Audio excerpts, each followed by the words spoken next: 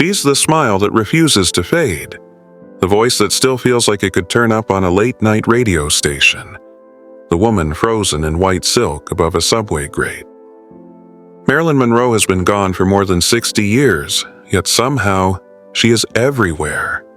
Murals on Sunset, posters in dorm rooms, TikTok edits with smoky black and white clips. And if you believe the countless stories, she's not just in print or film reels, she's still walking the halls of Los Angeles itself. Tourists say they've seen her in mirrors at the Roosevelt Hotel. Cemetery visitors swear they've caught a blush of pink mist curling around her grave at night. A security guard insists he once asked her if she was okay, only to watch her vanish through a wall. For some, she's a literal ghost. For others, the haunting is metaphorical. A city that can't let go of the image it created, replaying the same film reel until the sprockets break. So the question won't stop being asked. Did Marilyn Monroe ever really leave Hollywood? Or did Hollywood decide it couldn't afford to lose her? Before the fame, before the headlines, there was Norma Jean Mortensen. She was born in Los Angeles in 1926, but her childhood wasn't built for stability. Her mother battled mental illness, and foster homes became a revolving door. Friends changed, roofs changed, even her name shifted depending on who was filling out the paperwork. In her own words, she felt like a waif, passed around with no guarantee of permanence. At 16, the state threatened to send her back into the system. A neighbor's son offered another option: marriage. It wasn't romance so much as survival, a legal loophole that let her stay put. He soon shipped off to war. She went to work in a munitions factory, coveralls and grease instead of red lipstick. That's where the story tilted. A photographer came to shoot morale-boosting images of women on the assembly line. His camera found Norma Jean, and the photos crackled with something the factory couldn't contain. She became a model almost overnight. By 1946, she'd already appeared on 30-plus magazine covers. The pinup figure, the bright smile, the effortless way she looked at the lens. It was obvious. Hollywood sniffed opportunity. 20th Century Fox signed her, rechristening her Marilyn Monroe. Marilyn, after a Broadway star, Monroe, from her mother's maiden name. The name stuck harder than anyone expected. But a name is a costume, and costumes can get heavy. Marilyn was learning that even as her face lit up marquees. In the 1950s, Hollywood carved women into molds.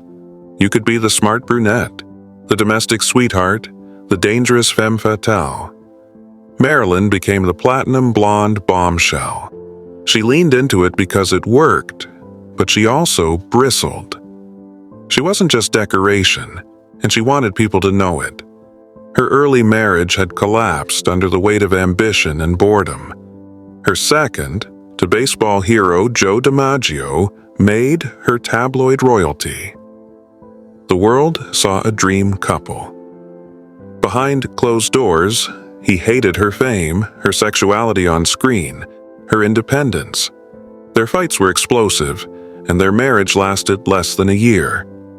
Mental cruelty was the legal phrase on the divorce papers. Hollywood kept packaging her as a ditzy beauty, but Marilyn demanded more. She studied with Lee Strasberg at the Actors Studio in New York, throwing herself into method acting. She founded Marilyn Monroe Productions, a rare move for a woman in that era, to secure roles that challenged her. She wasn't content with just being looked at. She wanted to be taken seriously, and she pulled it off. Bus Stop earned her critical praise. Some, like It Hot, made audiences howl and critics rave. She won a Golden Globe for Best Actress in a Comedy. But the system didn't forgive ambition easily. The more she pushed for control, the more studios labeled her difficult. The exploitation didn't stop with contracts. Hugh Hefner launched Playboy in 1953 using nude photos Marilyn had posed for when she was broke years earlier. She received no payment, no thanks, not even a phone call. Those images made Hefner's fortune. Decades later, he arranged to be buried in the crypt beside her. For him, it was romantic. For others, it felt like a final violation. One more way her image was claimed without her consent. The bombshell brand sold tickets. The woman inside it kept paying the interest. But the real breaking point wasn't a role or a headline. It was a night in Brentwood that Hollywood never stopped replaying. In 1962, Marilyn finally bought a house of her own, a Spanish-style bungalow on Fifth Helena Drive. It was small compared to the mansions of other stars, but it mattered to her. It was hers. The tiles were painted with cheerful colors. She filled the garden with citrus trees. For once, she could close a door and know it wouldn't be taken away. On the night of August 4th, she went to bed early. The housekeeper noticed the light under her door still on hours later. A phone call was made. A psychiatrist broke a window. What happened next has been dissected for decades. The official report said probable suicide. Skeptics point to inconsistencies. No pill residue in her stomach, phone calls hours before she was supposedly discovered, powerful names she was allegedly entangled with. Was it accident? Self-destruction? Cover-up? The only certainty is that the 36-year-old star was gone. The world had lost its brightest blonde, and Hollywood had gained a ghost. Even her house became a battleground. In 2023, new owners sought to demolish it. Fans and historians fought back. By 2024, the city had landmarked it as a historic site. In 2025, a judge upheld that decision, halting the bulldozers. For now, the house stands, a quiet stucco shell with iron gates preserved not just as architecture, but as memory. It's still a private home, still a cul-de-sac where neighbors walk dogs. Yet people swear they've seen a blonde figure wandering the garden at dawn, shadows on the tiles, a presence in the windows. Maybe it's the power of suggestion. Maybe it's the past refusing to leave. Whatever you believe, one thing is true. The house remains a stage, and the story keeps playing. Hollywood is full of mirrors. They exist to catch a look, to double the glamour, to make sure the illusion is airtight. They also hold some of the most famous Marilyn sightings. At the Roosevelt Hotel, where she once lived early in her career, there's a mirror with its own legend. Cleaners have sworn they saw a sad blonde behind them, only for the room to be empty. Guests report catching her reflection out of the corner of their eye. Skeptics say it's just the power of expectation. You're told a mirror is haunted, your brain fills in the blank. But the Roosevelt leans into the story. The mirror sits on display, a quiet attraction for guests hoping for a glimpse.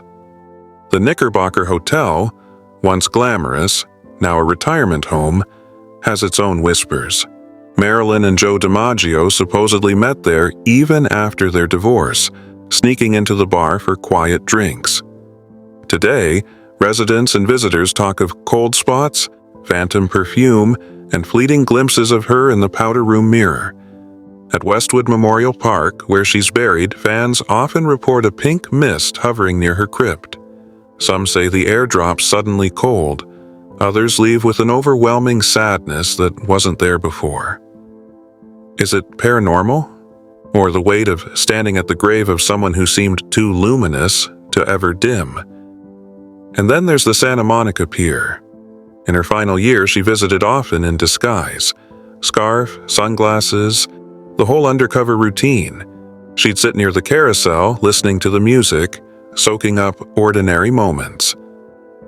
Visitors now claim they've seen her there again, seated on a bench, gone the instant you look twice. Mirrors, carousels, crypts. These are liminal spaces, thresholds between worlds. Maybe that's why her presence feels at home in them. Or maybe it's because the city built so many shrines to her that forgetting isn't an option. But Marilyn's reach goes further than the boulevard. Even the mountains remember. Lake Tahoe once had a jewel of a getaway. the Calneva Lodge, owned at one point by Frank Sinatra. Marilyn spent time there, especially in the weeks before her death. Cabin 3 was her favorite.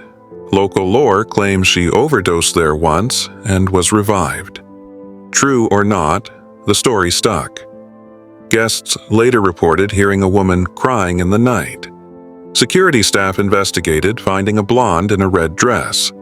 She looked straight through him, then walked through a wall. Paranormal investigators claim to have captured a breathy yes on tape when asking if she was happy. Others describe voices, shadows, even full apparitions. The lodge fell into disrepair, closed, then promised renovations. Cabin 3 may not survive the overhaul, but its legend probably will. In brochures and ghost tours, Marilyn is always a featured guest. The mountain may rebuild, but the story can't be demolished. If her presence is real, it's lingering in the same places where she once tried to rest. If it isn't, it proves how much people want her to. And Hollywood knows how to keep a ghost on payroll. In 2022, Netflix released Blonde, a fictionalized retelling of Marilyn's life. Actress Ana de Armas claimed Marilyn's spirit was with them on set. She said things fell off walls. Crew members left flowers at her grave to ask permission. Some rolled their eyes, chalking it up to marketing. Others felt goosebumps. It's not the first time a production has invoked her. Documentaries, biopics, stage plays, they all lean on the same idea, that Marilyn hovers just out of sight, watching how we tell her story. It makes for great press, but it also reveals something deeper.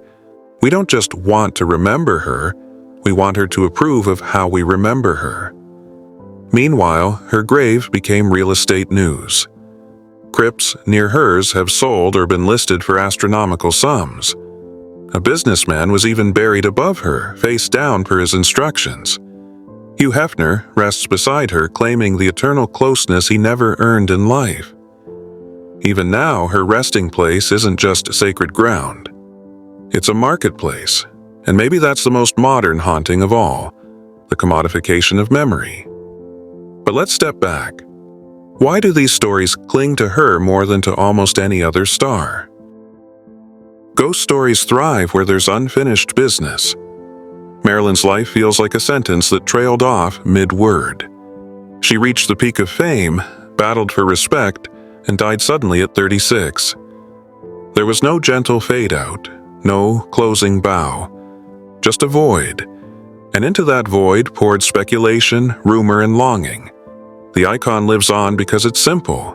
The white dress, the red lips, the playful laugh. The woman behind it was messy, complex, human.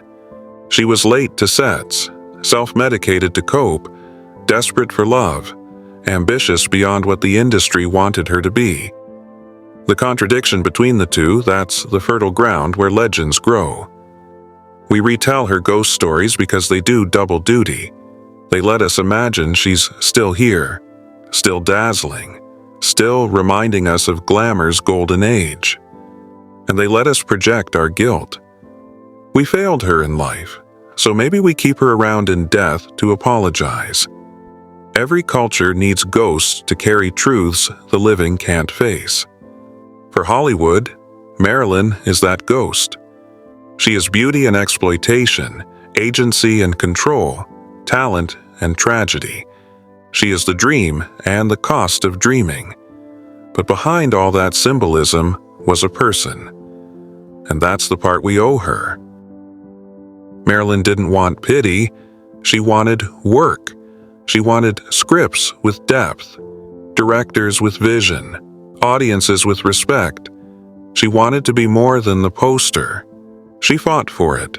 And when she got glimpses, critical praise, awards independence, she glowed brighter than the cliches ever did. But the world rarely let her rest. Every marriage she entered broke under the weight of expectation. Every role came with a battle. Every personal struggle became a headline. Even her death was turned into a public spectacle, dissected endlessly until the woman at the center was lost. If her ghost lingers, maybe it's not to spook hotel guests or make mirrors interesting. Maybe it's to remind us to look harder, to see the human being inside the legend, to respect the Norma Jean behind the Marilyn. And if she walks anywhere, maybe it's not the Roosevelt or the Calneva. Maybe it's the garden of her Brentwood home, the one place that was truly hers. Maybe that's where she finds the quiet she never got in life. So, did she leave? Officially, yes. In reality, no. The city keeps her alive in courtrooms, in tourist brochures, in biopics, in gossip.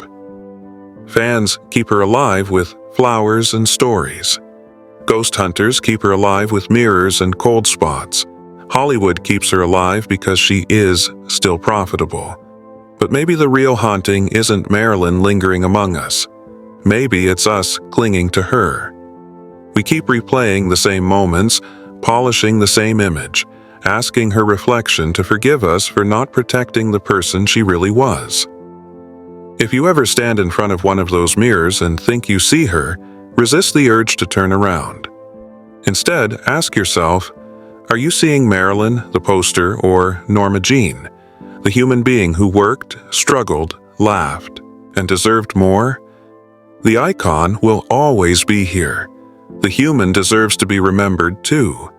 And until we balance those two truths, Hollywood will remain haunted, not by a ghost in a red dress, but by the way it treated the woman who wore it. So maybe the question isn't, did Marilyn Monroe ever leave Hollywood? Maybe the question is, will Hollywood ever let her? And before you click away, if you enjoyed diving into this story, hit the like button to let me know. It really helps the channel grow and keeps more of these mysterious Hollywood histories coming your way. Subscribe if you haven't already, because every week we dig into hauntings, legends, and the hidden corners of history. And drop your thoughts in the comments. Do you think Marilyn still lingers, or is it Hollywood itself that refuses to let go?